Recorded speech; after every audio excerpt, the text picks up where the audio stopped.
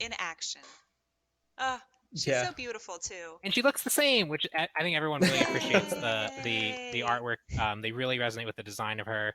The skeletal minions and the plants especially, those are super iconic. So those are things that like we also really want to preserve. We didn't want to really Yeah. address any of that and touch any of that because it's all so good. Yeah, definitely.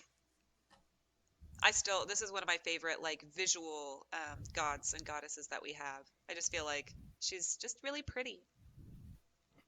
And she summons crazy, creepy skeletons. So let's start going through the main kit. So her one previously it had a you'd fire it and you had to really lead your targets because it had a very long cast time and didn't update your aim. As well as for pro players, the range in it was so long that you couldn't help but just be poked by this and zoned by this and have to give up so much pressure. So now it's going to be a more kind of standard mage ability where you fire this out, it's passive minions, damage, and stops on targets. So you can see here, charges forward, hits, slows the target there, as well as I can now aim it and update it to send it flying to new targets after I fire it, which will just make this ability feel a lot more intuitive with how most other mages feel when you pick up a character in Smite. You can see it still places a harvest plant at the feet where it hits, or at max range, so you can see here I throw it out there. You got that skull there, so you can still use this to place skulls. So that's the main update here, just making this a bit more intuitive feeling ability in Smite.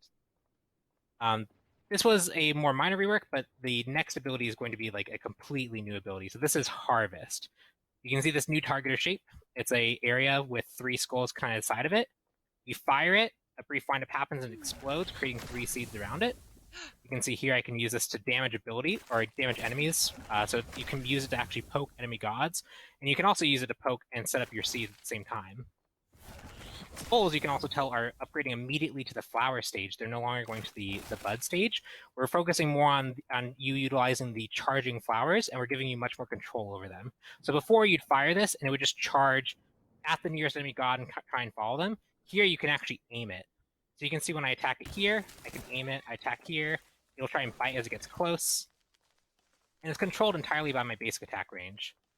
So you can see here, like if I'm really close, I can aim a little bit to the right, and it'll go out to the right. I can aim a little bit to the left, it'll go to the left. I can send it wherever I want, and if I have multiple of these out, we'll let them upgrade a little bit, pre-plan a little bit and have a backup so I can use.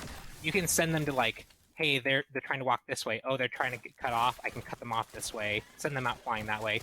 You have a lot more play with where you're going to actually send these out. Another important thing is you can send them through the walls.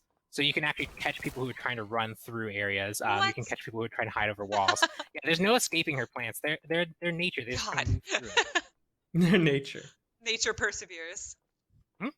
So that's the main thing here is it's now a cooldown based ability, which means as much as you can't do 6 plants immediately from storing them up, over the course of a game with some CDR, you'll actually be casting this significantly more often. You will have more plants to play with. Especially when you're trying to Phoenix Siege, you're going to be chucking these at the enemy all the time. You'll be throwing these out there, trying to poke your opponents with them, trying to lead them off, head them off. And the most important thing is enemies have a clear understanding of what they need to do to avoid this. They need to get out of the way. They need to try and outrun it.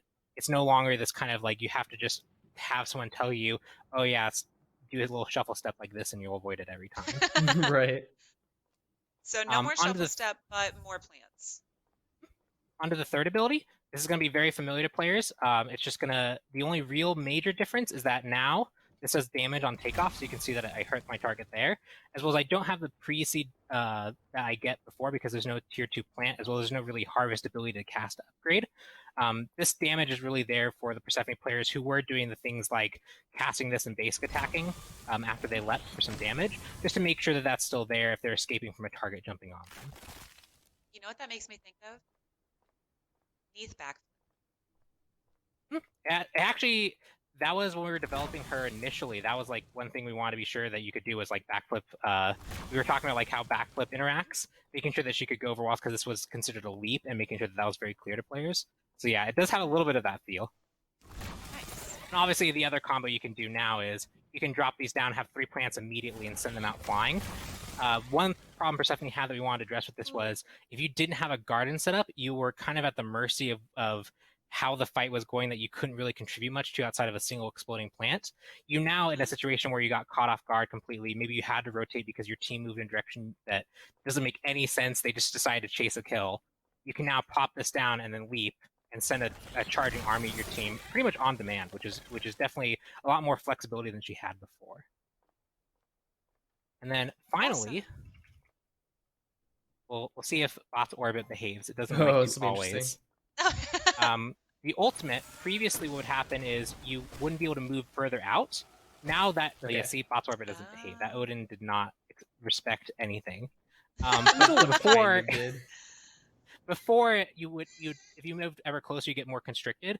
The ultimate was a huge pain point at the top level because it is a projectile that travels globally, has a big effect area, and it didn't feel like you could ever really counterplay it. Yeah, see, Bot's Orbit ain't gonna behave. It just felt very restricted to play against, but we like the core identity and feel of this ability, the idea that the enemy team can come and try and save their trapped teammate. And so one thing that alleviated a lot of the frustration around fighting it was that max range movement. You can actually move up to the max range now, which means Persephone and your team have to work a little bit harder to damage you. It's not going to be so free if they catch you close to the center of it. It's not going to be as immediate of a beads burner. Teams have more opportunities to play around it before they decide they need to burn beads. Just more opportunity, which is the theme of things. So the core thing is playing against Persephone should be a lot more intuitive. It should feel a lot better. It's a lot more manageable. But Persephone herself has more confirmable damage with firing these abilities. She can use the slow to line up targets. She can control the direction they run. She can use this to cut off targets. Her ability to influence what her plans actually do and how successful they are is now in her hands versus the hands of some AI. And then finally, we have the passive rework, which was one of those effects that even if she only did CC, let's say you took all damage off her and she could only do CC, there's something inherent about Smite where when you kill a target, you should feel rewarded and successful for having done the thing. You pick out the Persephone. If you lose a fight because she could still contribute and she still was able to turn the tables, it doesn't matter how balanced it might be. Hi, Kernanos. Kernanos is just chilling over there. What's going on, Kernanos? Jump scared me. No matter how fair it might feel or it might be, it's not going to feel fair. And so we thought about what we want to do the passive. We thought the idea of her going to this death realm and reviving and doing something after she dies was still very core to her thematics and something players would appreciate. So in this case, let me turn off God mode. You now enter the death realm. You can see I now can't see anyone. I can't interact with anyone. I don't know where anyone is, but now I'm in this kind of planning stage. So let's say I die in mid lane and I think, hey, they're going to have a fight around Fire Giant. Let's place a few seeds here. Then let's maybe walk over here, put one back here, one back here. And then finally, just in case, I'm going to put one in mid just to make sure I'm good to go. You can place up to 6 seeds in the state. You have all the time that you would normally be respawning. Your respawn timer has started, so you can see I have 28 seconds to respawn. So being in the state is no negative to you. It's entirely just something that you get to do for free. It doesn't cost seeds to enter. And then once you decide to respawn, so I'm going to right-click here to exit the state. I have 17 seconds. I'm just going to revive immediately because I'm a hacker. And you still get the gold for the seeds as well. And you still get the gold for the seeds as well. So you can you're still rewarded for actually utilizing the garden, creating a whole bunch of plants using them. You can see now that I have exactly where I place them. If a fight breaks out in mid, I at least have something to immediately use before I start using my 2. I have plants around Fire Giants, so if I need to rush there and start contesting that immediately. Before I might have to use this ability to set up something, and then the enemy team starts fighting and I've lost one of my core damaging abilities.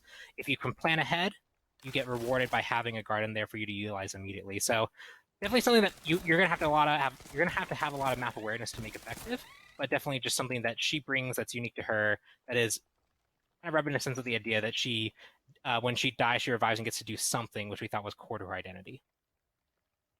I feel like that really that goes should be with the that rework. Cute cultivator skin or whatever. She's like such a gardener. Yep. Yep, and that was actually something we had to go through and make sure. There's a few new effects, so for anyone who is interested in looking at the skin, like for example, this targeter, as well as that explosion effect and everything, that's a completely new effect. So we have a few other new effects and sound effects here and there, so you'll be able to explore all the skins and see those as well and what they look like. I think in particular, the Oblivion Queen one looks really cool. Oh, yes. The explosion there is really neat. It has like this white skull that pops up in the center. Just really cool stuff there. So super happy with everything. Awesome. I'm hoping everyone enjoys Persephone to play against it. I encourage everyone to go on the